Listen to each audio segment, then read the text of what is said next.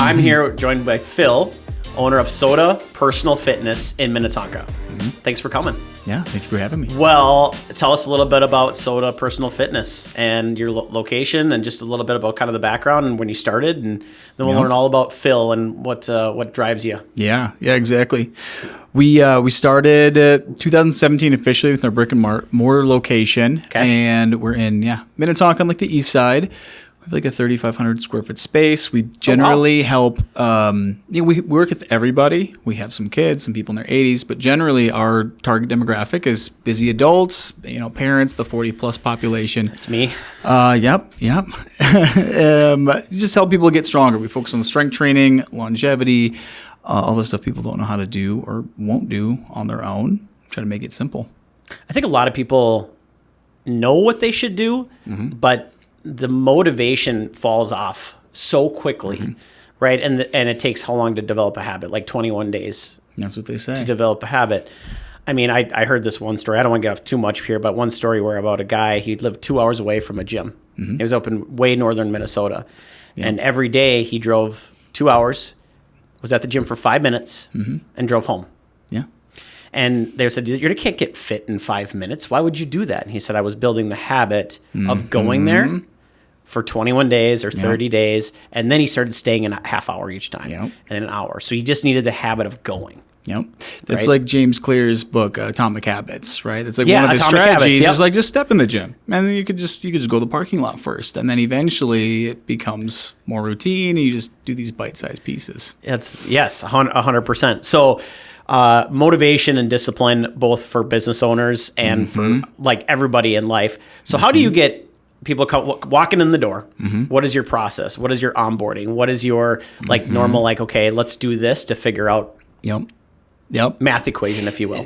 And I love this question because a lot of people have a preconceived notion about what gyms are like. And they imagine it's, LA Fitness or Lifetime Fitness. Great facilities, but, they go in and, the big parking lot, they come in, no one knows their name.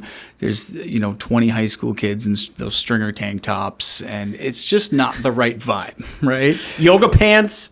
Yeah, lots of mirrors. A lot of mirrors. People on the Stairmasters sweating, just watching everyone. It's just not like a focused environment. There's a lot of distractions.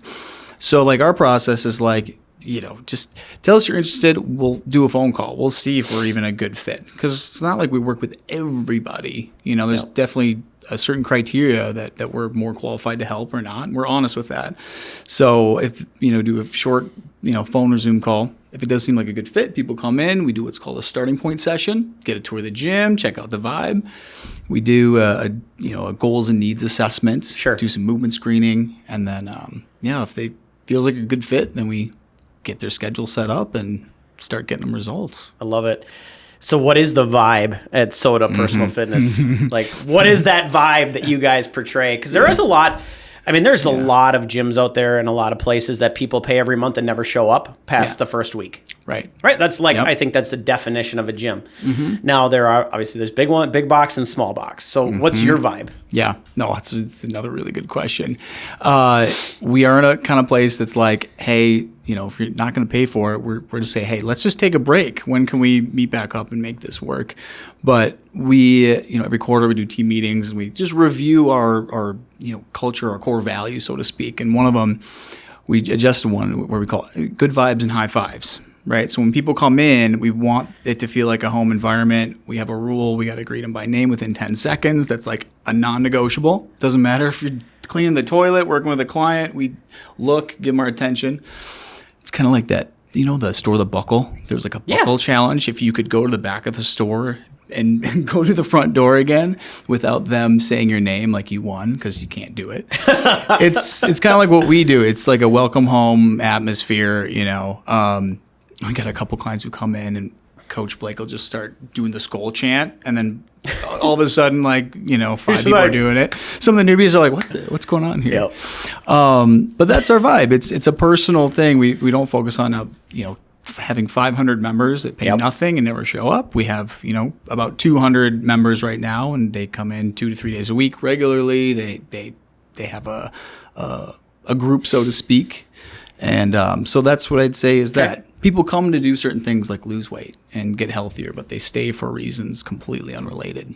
That is so. I love that people show up for what they think is the reason, and then they stay for a different reason. Yeah. That's good. So, I mean, 3,500 square feet, that's not a small gym. That's like lots. Do people, can they just come and work out on their own, or do you all do just small group sessions or personal training sessions? What's the...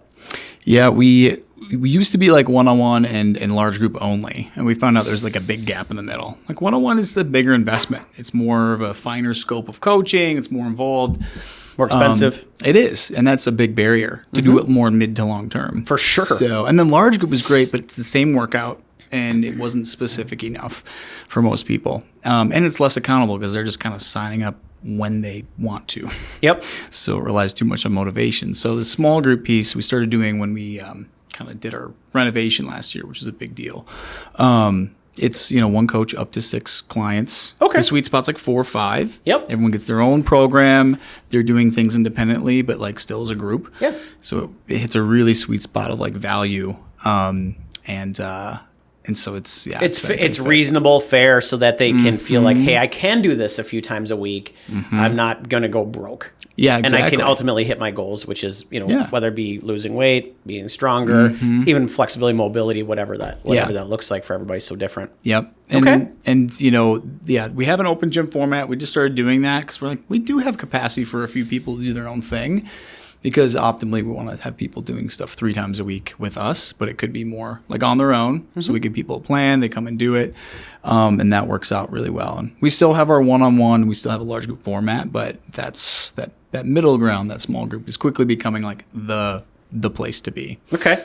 Yeah. So how many push-ups can you do at one time? Ooh, I don't know. Should we find out? Yeah. He's good. Go on this table. We don't have right a pull-up now. bar. I don't have a pull-up bar, but I was like, how many push-ups? I don't know. I haven't banged out a set to see where I'm at in a long time. Okay, well, I think we need After to know. the show. I think maybe we'll have to need to know that at some point.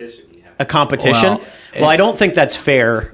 But maybe give us both like a year and come back and see. I know, I started it. You're right, right? Like, well, the other thing is you see people do like push-up contests and they'll go like halfway down. And so there's some criteria. What's your Murph time?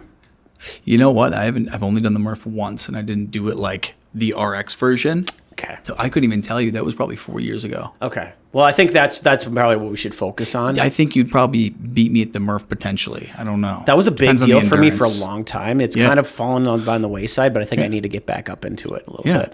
And we can fall back with this with our future Murph time. We'll see you back. Because that's what, right? That's 100 pull-ups, 200 push-ups, 300 squats, and a mile run on both sides of that. Correct. With a 20-pound weight vest. That's right. To do it correct. Yeah.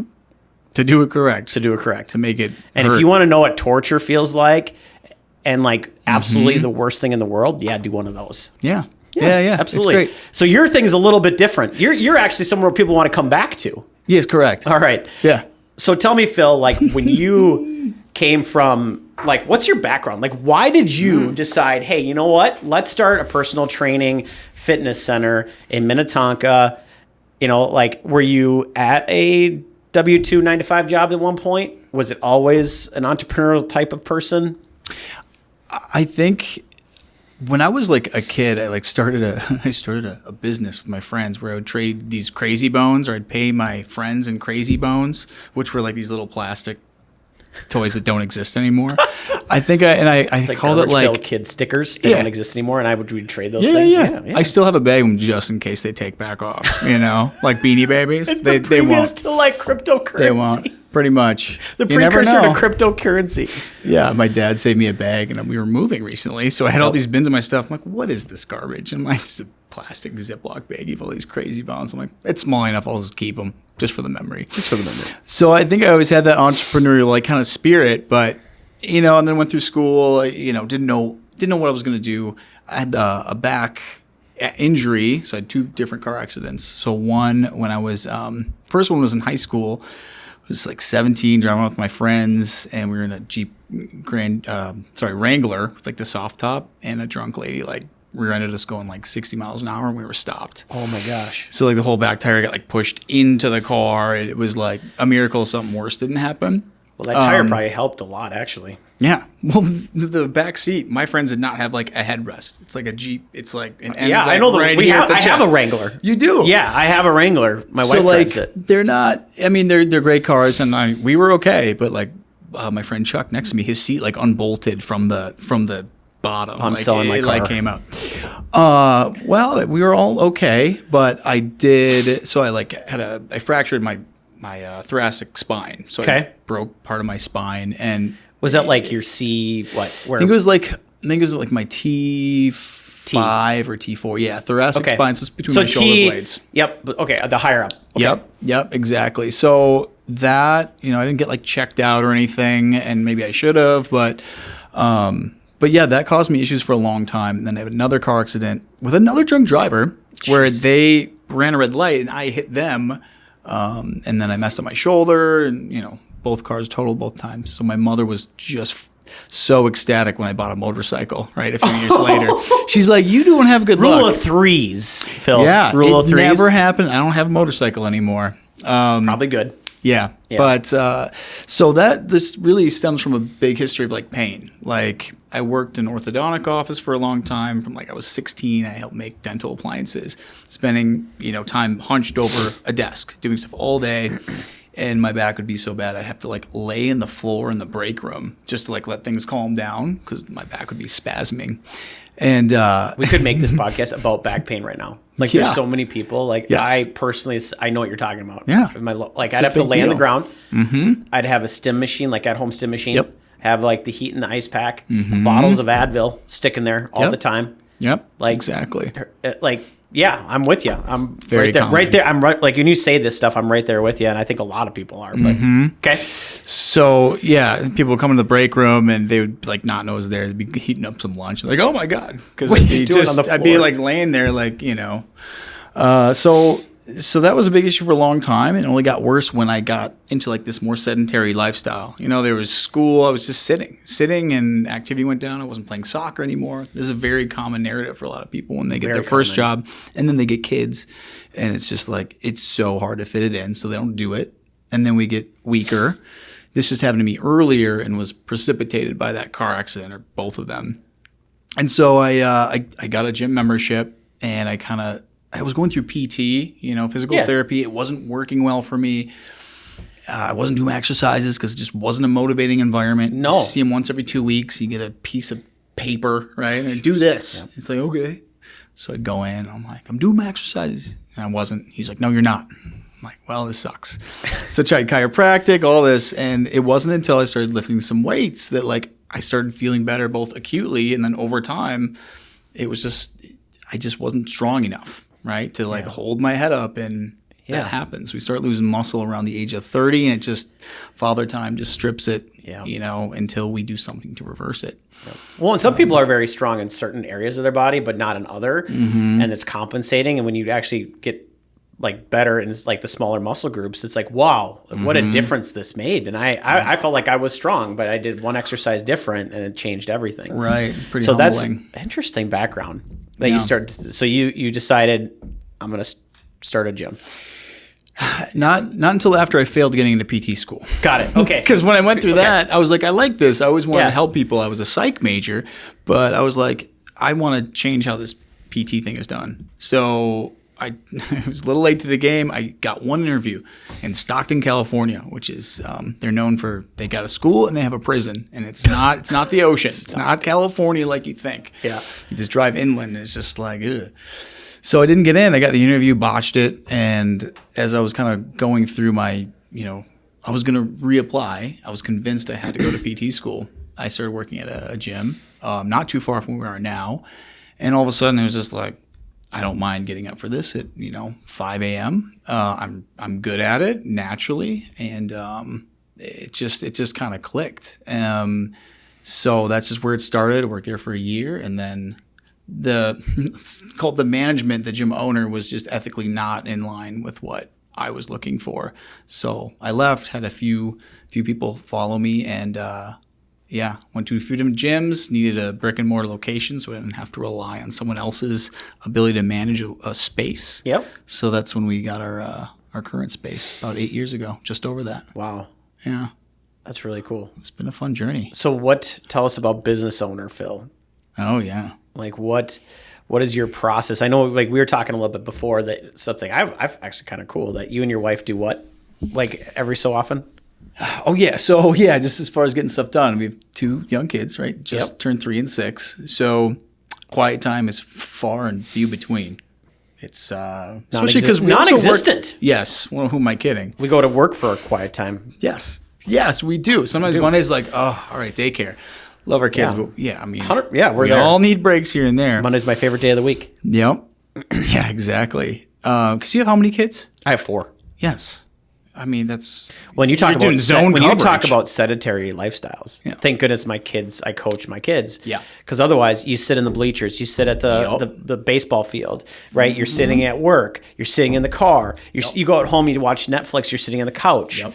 Like it's the new smoking, right? Sedentary. That's what they say. Yeah, it's crazy. So. Yep.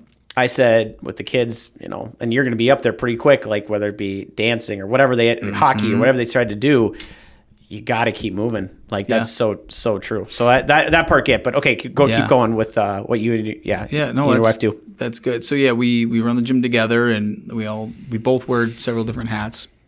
All the stuff that's kind of like the unsung, not heroes, but just all the things that require a good, solid working environment organization. So I do a lot of like the management, handle the consultations. I have a couple of people that I work with and I sub as needed for the team. And then Katie does like almost everything back end. So she helps with the software. She keeps things running smoothly. Newsletters. Yeah. Right? Yeah. Because you do YouTube stuff, right? Or you do some type of newsletter. We do. Yeah. But but in order to think, yes, right, you need time apart, or you need time by yourself. Yep. As a business owner, I can relate to that. And some of us I get mine on my runs, right? And I just I joke, like that's where I come with these brilliant ideas that the next day I think aren't really that brilliant, but there's like 1 out of 10 that's like, wow, this is really good. Yeah. But what do you guys do? Once in a while, we'll just book the other party a hotel room close by. We have a space. We usually use some points, so it's not cost prohibitive. Just to have like a night of uninterrupted sleep where we can just do whatever we want with that time. And oftentimes we'll both spend time just catching up on work, but that feels good. That feels like a restorative use of that time. Because some of like my ideas are like big enough that I can't do it in 30-minute chunks. I need to like sit and absorb, and it goes through a process. So it takes a lot of 3M sticky notes. Oh, plenty. As we were talking, right? Things are getting bad when I've got a pile of 30 different colored crumpled sticky notes in like my cup holder in my car. Yeah. Because I can't not write it down. No. Every business owner has that process. Okay, good. Every business owner. So you're in your car or I'm on a run or whatever, and you come up with or you're in real estate or you're selling widgets, right? You have this brilliant idea. Everybody has a process, right? So do you stop and take a note in your car?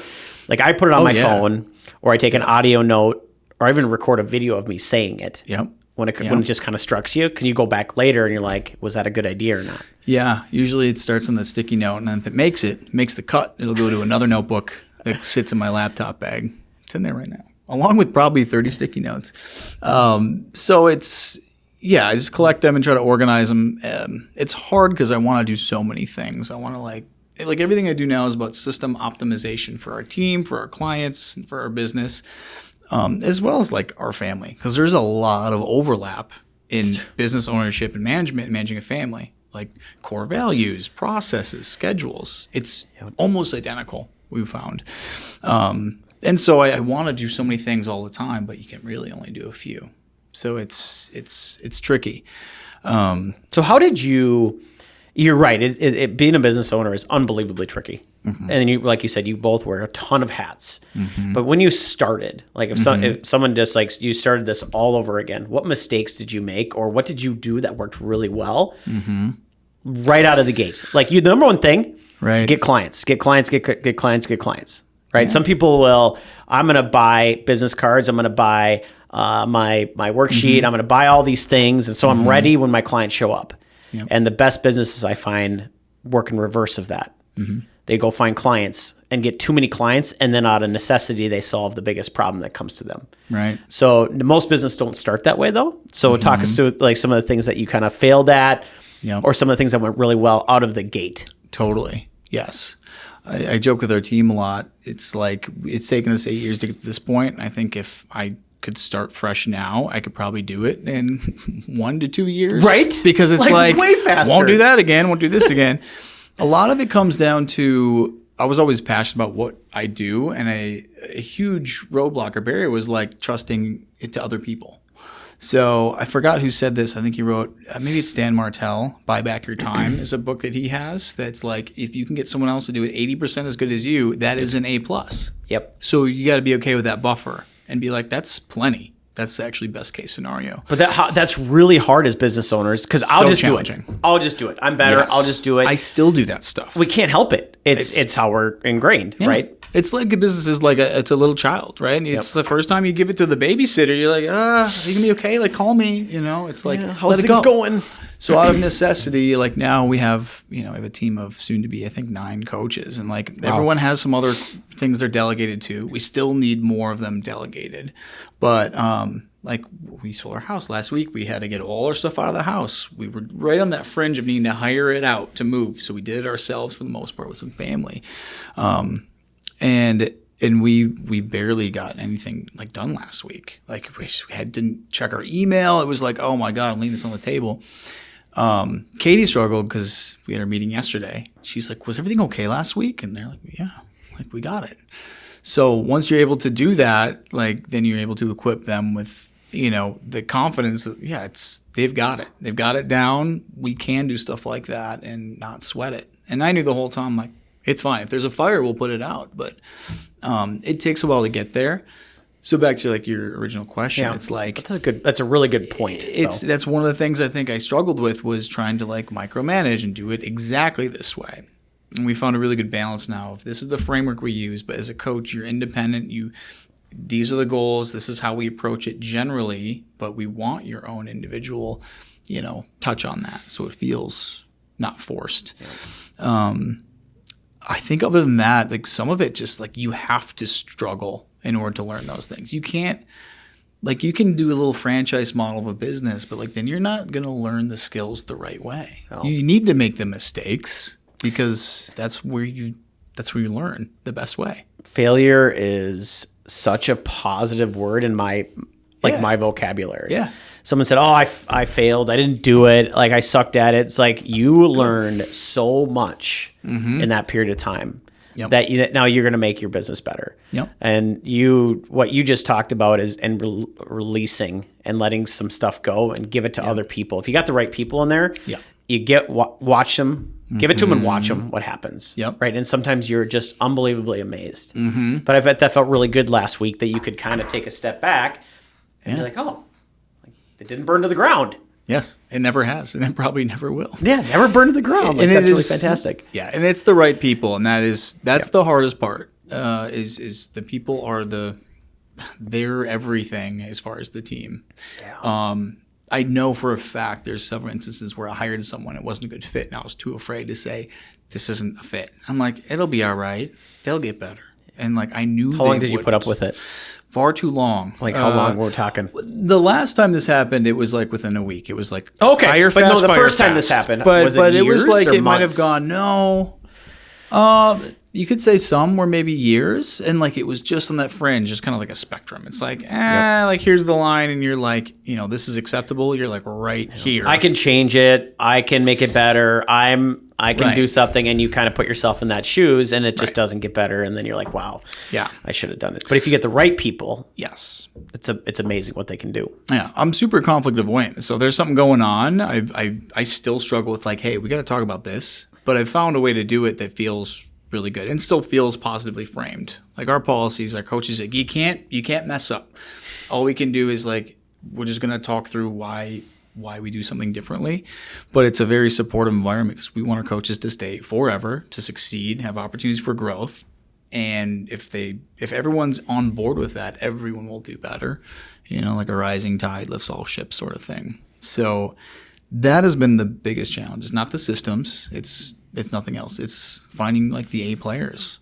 And over the last year or two, we've really got a good group on. And we've seen that shift like happen very positively and have an effect on everything else in the business. So that's really good. So find the right people, if it's not the right fit, have a good, strong set of core values. That's the guiding principles of everything we do. Yep. Is guided by these six principles that they need to embody.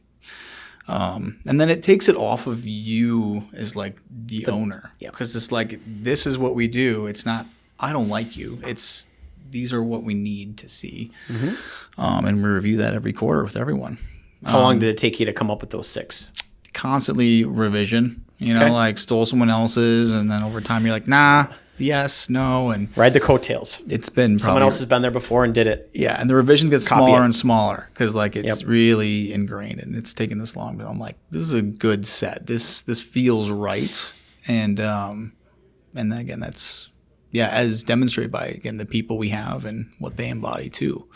So how did you get? Because it usually, when any business, right, the first thing you have to get clients, or you have to create the widget, you have to whatever, you have to go find someone, you have to sell it, and then after you do that, and you reach your capacity, like Phil can't do anymore, Matt just can't do anymore, no matter how much we think we can or how much we want to, something's going to break, right? Whether it's health wise, whether it's the family, some ball drops, or you stay ahead of it a little bit, or learn the hard lesson, right? And I think then it becomes finding great people, right? How to do that. So how did you guys start with finding clients, and then how did you transition into how do you find great people? That's worked for you.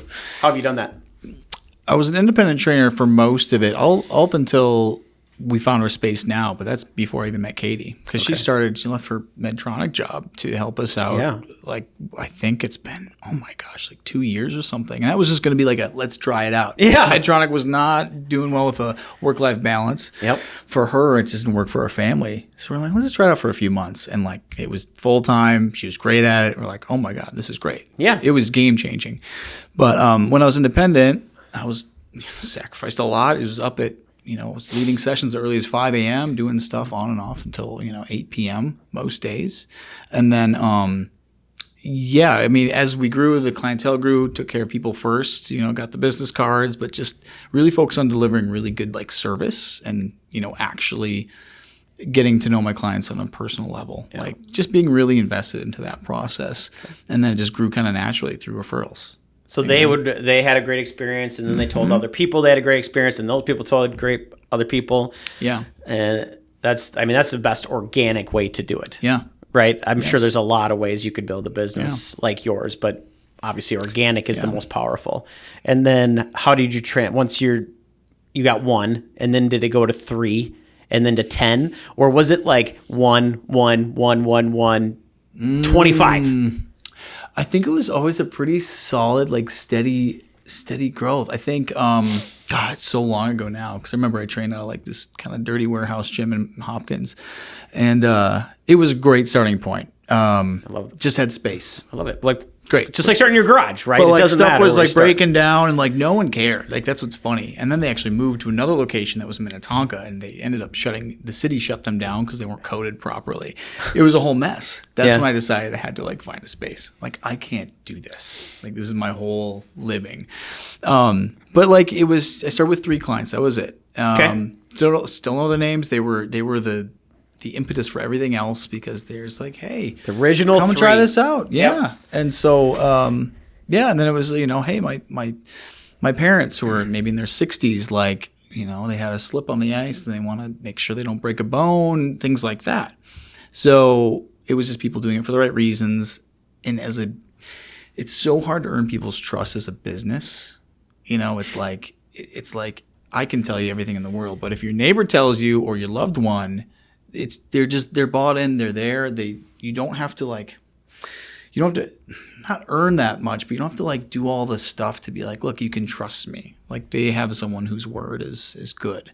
And so that helps me like jump to the important stuff. That could be a whole nother topic in itself. Like you say carbs are okay. Nothing wrong with carbs, right? Fat's okay. Protein, you should be about this range. And then they hear something different on a podcast, or they hear something different on the news. And while Phil's wrong, Yep. And then until you tell them again, oh, no, Phil's right because you told me again. You have to remind them like 7 times before they hear it once. Yeah, exactly. Right. But being the news in any business is the single most important thing, I think, to retaining and avoiding attrition. Right. So some of the things that you after established, I still want to know if it was organic growth, it was just kind of 1, 2, then 5, then 7. Was there ever a point where it just like big jumped? Like we went from 100 to 200, or we went from 50 to 80. Right. You know, there were never any like really big ones, other than if we did some sort of like periodic challenge where like 6 weeks, it's January, we'd see the surge, and some people would January stick around. Surge. Everybody joins the gym in January. I hate it, but like we should do it because that's where people's heads are at. Like we still do one because that's where people are there, but we kind of sneak them in with get quick results. But then we're like, let's actually get permanent results once they're in, and we have time to do that. But we do some like paid advertising on Facebook, but it's we really try to lean into like the organic referral growth because that's the best. Word of mouth is the best. It is. 80% of almost every business is built through organic means. Yeah. And some people try to do it faster, right? By paying money to get leads, if you will, or paying money to get up to that faster. But the cost per person is so ridiculous that it's sometimes not worth it. Yeah. And then they don't stay because they don't have that same, referral source. Yeah.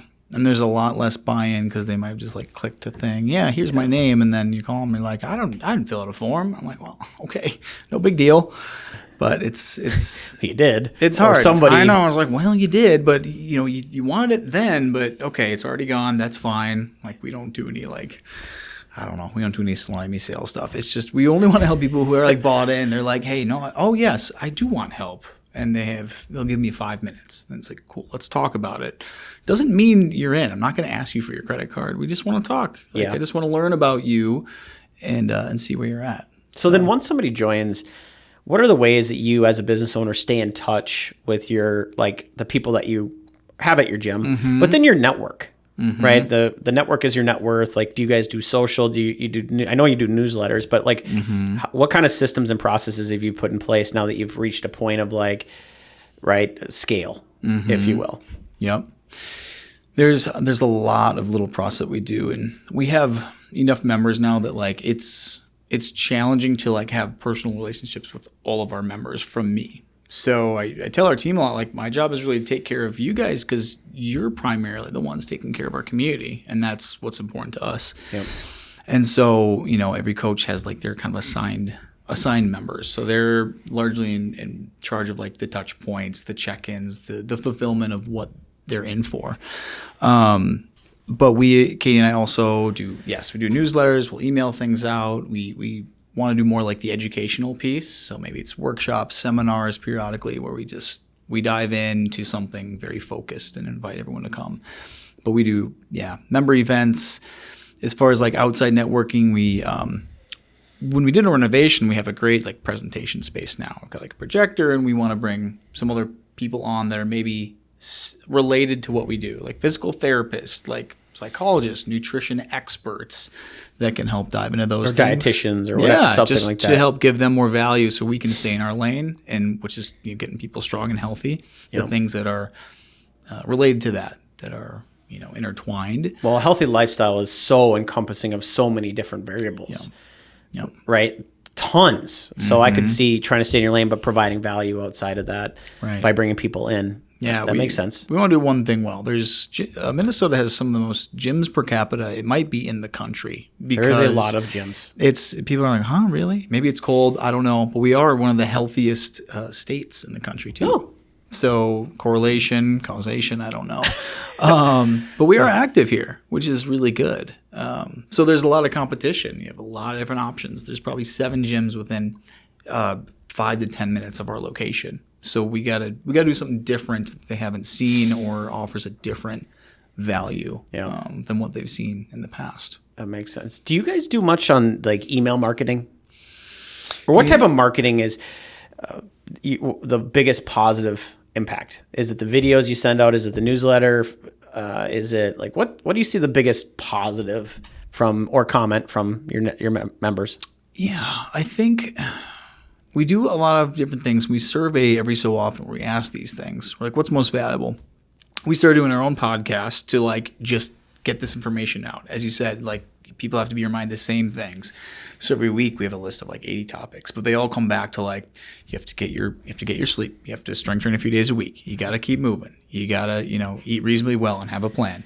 It all comes back to like basically these 4 or 5 things. Yep. And we're like, that's okay because we need to continue to tell people that. Absolutely. And that's great. We all want to be reminded the same stuff, even if we've heard it. It takes time. And it's different for everything, but in real estate, there's a kind of a joke, but it's true, like a statistic. So they did this thing where they sent out like the number one realtor in all the Twin Cities, and they sent it out for like every week for 52 weeks, and they made this person up. It wasn't even a real person, but at the end of the year, they went into these people's houses and like, who is the best realtor in your area? And they all like with 80% said this person. That was made up. Saw his name. That was made up. But was interesting, if they did it in different markets, they did it like 7 times, didn't work. Really? 12 times didn't work. They found that they had to do it over 26 times before it stuck that they were the number one realtor and the name was recognizable. So I'm just thinking like, and relates to other businesses, they have to be reminded because even though it makes sense to us that we told them that, it goes in one ear out the other. Yes. 6 out of 7 times. Everyone's busy. It's so not a priority, but when it is a priority, like if something's wrong with your health, your back, you only have one priority now. It becomes very, very important because it's not like necessarily beach season. It's like I need to maintain my bone density. I want to play with my grandkids on the floor. Yeah, I want to be able to pick up my grandkids. I don't want to be in pain, Right, so in pain. And both vanity and the longevity and vitality, like they're in the same boat. You can do both, and we don't shame. Hey, I just want to like look better, naked. That's fine, right? Because you're going to do both at the same time. Nothing wrong with that. Nothing wrong with that. If whatever your motivation to get you started, that can stem into the discipline of continuing to do it. I don't care what that reason is. Right. And I know you don't care what that reason is. Yeah, exactly. Back to like marketing stuff. I mean, we just try to put out like lots of like free stuff. So I email out, we put guides together. We have a big like member vault where we put all the resources and we just try to like get the stuff that is actionable if they want to. Because the information, people either lack information or implementation when they're doing this stuff. In a lot of ways, I'm sure, in many businesses and habits. Yeah. Information's easy. You can go online. You can do whatever and find like a plan. You can have ChatGPT put together a meal plan for you. You can workout plan. And it's probably programmed better than a marathon plan together. Put a Ironman plan together. Yes. How do I gain 20 pounds of muscle? Like you can do anything. It'll tell you. It'll tell you exactly what to do. Within a reasonably accurate. Yep. Yep. The missing link and the same thing why Peloton and all this stuff doesn't work is who's going to call you when you don't do accountability. That's everything. So you got to the willpower piece is always a limiting factor because like kids get sick, you have a bad night's sleep, your knee hurts a little bit, and you're like tomorrow, right? And so it's a dangerous word. That's our job. I know that's our job is to say like, oh, your knee hurts, like we'll do upper body today. You didn't sleep well, we'll go 5 out of 10 intensity today. Like we're just going to keep you moving because you don't want to break the chain. It's the most important piece, and the underlying theme of success with just fitness, health, and many things is consistency over time. Just like learning a language, you have to keep doing it or you will lose it. It gets harder to relearn. It's unbelievably.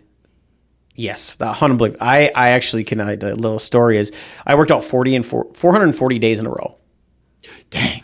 Right? Let's go. That's crazy. And I started, and my wife's like, do you think maybe like it's actually harder for you not to work out? I was like, yeah, you're probably right. So I'm like, you know what? I'll try it. I'm just going to try and take a break from working out just to see where my mind's at. I'm not even kidding, dude. I took like a week off. Yeah. It was so hard to get back into the gym. Yep. It only takes a couple days. It went that fast. After that amount of time, it still got tough after that fast went away. Yep. Now, granted, then and slowly the age crept up, and there's other factors too that were involved with that. But this is a lifelong thing. Yeah. Health. Yep. Right. So as soon as if you have health problem, you have one problem. Yeah. So I'm glad that you're out there doing that. Helping them out. Just embrace that it's going to be tough, like anything else that's good in life. Yeah. So where's the future of SOTA Fitness Personal Training? Like where are you guys headed? Yeah. So we have our current space, and honestly, that space is bigger than what we probably would do moving forward. Because you did a renovation. So Yeah, what does we did that a big renovation one. mean? Was it new equipment or what? Oh, we did everything. We got new equipment. We painted every wall. We took a wall down, added a bathroom, added an office. I mean, it was a giant facelift. Wow. When I first started, it was like I didn't qualify for anything from banks. They're like, you can have like a line of credit for $5,000. I was like, oh God. So I did that at 2 different banks, thinking I A was couple like, 100-pound weights. yeah, I mean, so I had like a couple bikes and some dumbbells. We just threw them on the floor, and Yeah. But now we have a gym full of equipment that we don't have room for more. So now we're working on paying off this renovation loan, and then this year we'll probably hit like our membership cap at the space we have now. That's the goal. And coming back on like those interpersonal relationships, have you heard of Dunbar's number? No. So it was a researcher who I think it was studying like primates. He looked at their social circles, and he extrapolated that like humans, we can have like 115, 130 like close relationships before we start to lose important details. Okay. And I felt that in our gym where like sometimes I'll see like a member I've known for like 7 years, and all of a sudden for 10 seconds I'm like, You forget their name. oh my God, what's their name? Because like there's new people, and I don't like losing that touch. That's really important to us. Yeah. And there's a workaround because we have our coaches, right? They have their sub circles. They're never going to have more than like 100 assigned clients. But moving forward, we look for a smaller space. So the goal is this year we have good systems, continue to grow, and then we will look at other locations. And the sky's the limit. I mean, one of our goals is 10 gyms in 10 years as far as the big, hairy, audacious goal. The BHAG. I that's like that. right. That's great, man. Yeah. That's good. You gotta have those. We just want to keep helping people and help them navigate and take the guesswork out, because this stuff is hard, and we want to be the ambassadors, so to speak, to healthier life and unlock all they want to do in life for as long as possible. That's really good. Yeah. Do you think you can be in Maple Grove? That's one of the targets that I would have. You'll have a client. All sorts of. There you go. There you go. We can finally have that push-up contest. Yeah, we can kind of live up to the push-up, pull-up, exactly. Murph time contest. Exactly. Yeah, so if somebody wanted to get in touch with you, because you're not at capacity yet, you're close. Yeah. What would what would the best course of action go? Or we can put it on the screen too, but yeah, if you're interested in learning more and seeing what we do, you just go to sotafitness.com. Our name is now SOTA Personal Training, but sotafitness.com, you hit talk to a trainer. It'll get you in contact with me, and I'll reach out just to schedule a discovery call, and we'll go from there. perfect. Yep. Well, thanks for being here. Matt. I really This was appreciate fun. it.